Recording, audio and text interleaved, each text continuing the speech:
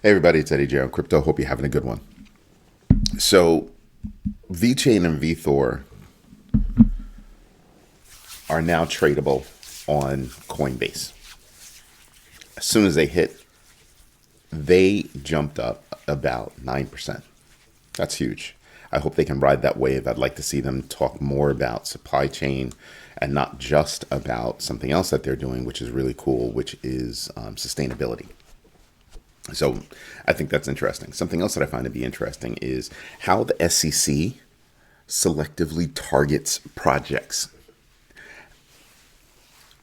And let this wash over you for a minute. We all know that Melania Trump and former president and indicted Trump, twice impeached Trump, is those are just facts. Those are just straight up facts. They both have NFT projects, right? But what I'm reading is that the SEC has selectively gone after Ashton Kutcher's and Mila Kunis's Stoner Cats project and charged them with $1 million fine for, obviously selling unregistered securities. I'm sitting here and I'm saying to myself, wow, I don't see you going after anybody else, I'm just saying. I would like to see, if you're going to be the enforcement department, as Gary Gensler likes to say, at least be consistent. Be consistent. Nothing that Gary Gensler does is consistent. That's my problem. I'm waiting for him to wake up and quit. That's what I really want. I want him to quit. Actually, I don't want him to quit. I want him to get fired. I really want him to get fired. That's not going to happen. It's wishful thinking. But that selective enforcement is having an effect on the United States. It's driving jobs offshore. So I told you yesterday that Ripple was saying, hey, look, listen, 80% of our new hires are going to be offshore, period. Then you have Coinbase coming out and saying, yeah, no, straight up. Because of how the SEC chooses to only enforce, it's costing the United States millions in jobs. And I'm sitting back and I'm going, yeah, sounds about right. Sounds like exactly what I've been saying.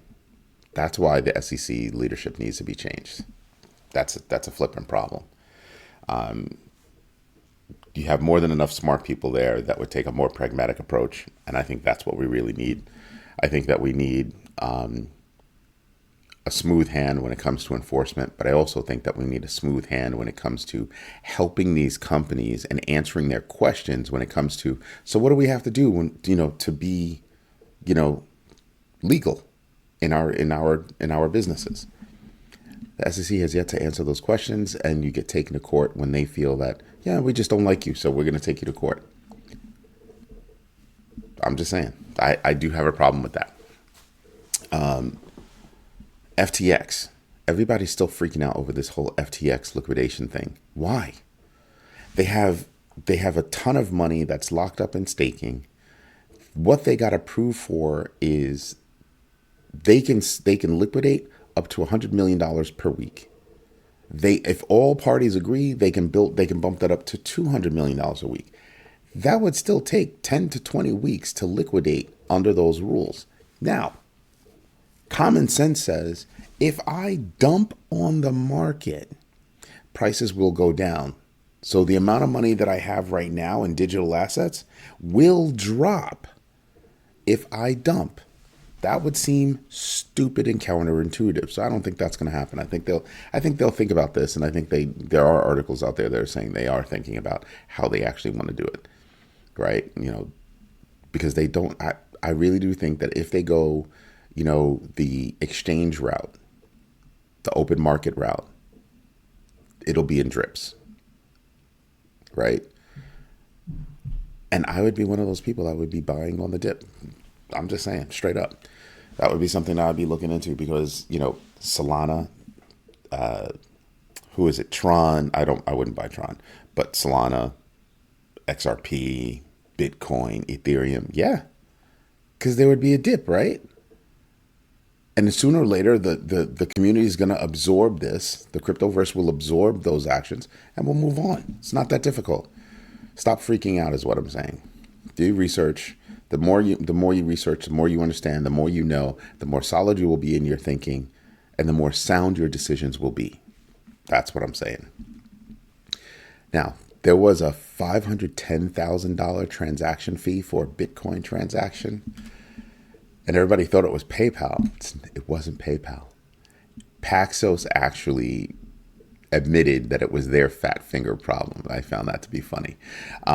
They are working with the miner that got the fee to get their money back. I'm sure that there was a fee that the miner said, here's my fee, and it was a normal fee, and they just fat fingered it. And I'm sure that they're going to have to pay a little bit more because, listen, you paid for a service. You gave me a tip. I don't have to give it back. Actually, I think legally you do, but I'm pretty sure they'll cut a slightly larger check to recoup that money. Now, the idea that Ripple is buying Fortress, right? The reason for that is because Fortress was hit with a $27 million hack. It wasn't against them. It was against a third-party vendor. The third-party vendor, CoinDesk, actually went and found out. The third-party vendor is this company called Retool. Retool has like Fortune 500 companies that they service. They had to call 27 of those companies and say, hey, there was unauthorized access to your accounts. I'm pretty sure that's going to be a conversation in many a boardroom for a little while, and they're probably going to lose some business over it. That would be my suspicion. At the end of the day, Fortress lost, I think, 15 million. It was originally reported that it was 27. I think it's going to wind up being 15. So that's pretty interesting. Now, CPI is at its highest rate in a while. It jumped up 0.6%, and that was because of food prices and energy prices. And then I sit there and I kind of go, is some of this due to greedflation?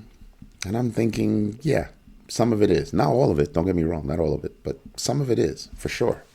For sure. So that's something I'm paying attention to. This last piece of news, there's a lot of news out there that I really want to talk about.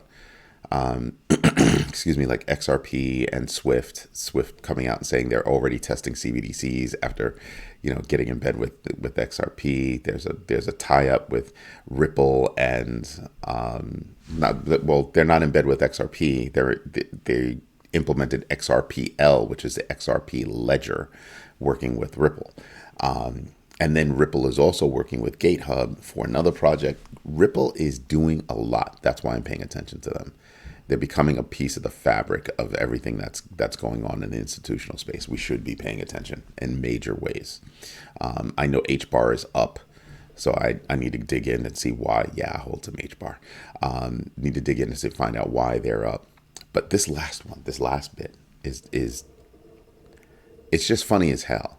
I don't know if the person that named this should be fired or if they should be praised. But Republican Tom Emmer is not a fan of the United States doing a CBDC, so he has reintroduced a bill to fight that. The name of the bill is the CBDC Anti-Surveillance State Act. I will forever be calling this the CBDC Ass Act, and I might just call it the Ass Act. It's the name is just hilarious to me. It really is. It's like I said, I don't know who came up with that name, if they should be fired or if they should be praised, but I'm gonna call it the Ass Act from now on because that's just hilarious. But you know what we should do? We should get into the numbers. That's what we should do. Let me flip over to that. There you go. And you can see that things are up. BDC is over 26,000. That's a really good thing. ETH is above 1,600. Again, we are way below where I want to be. I want BDC to be at 30,000. I want ETH to be above 1,800. They're just things that I'd like to see. I think XRP should be at 75 cents, at the bare minimum. That's what I'm looking at, with these. But HBAR jumping up is news to me. Matic should be at $1. Seriously, it should be at like $1.25 right now, in my humble opinion. Cardano is up, but again, I think the Cardano community needs to be a little bit more boisterous out there and talk about all the good stuff that they're doing, because I really like Cardano. I just think that they're a little too soft spoken about what they're doing. HBAR, I just want to see, like, look at this, it's up 7%. I just got to find out why it's up 7%. Like, how the heck did that happen? That's interesting to me. I'm happy. Yes, I'm happy because it's up. So that's a good thing. When you look at it side by side, yeah, the markets, we're still moving sideways. I don't care what anybody says. Let's look over here. I'll show you. We're still moving sideways. We're still below my green band.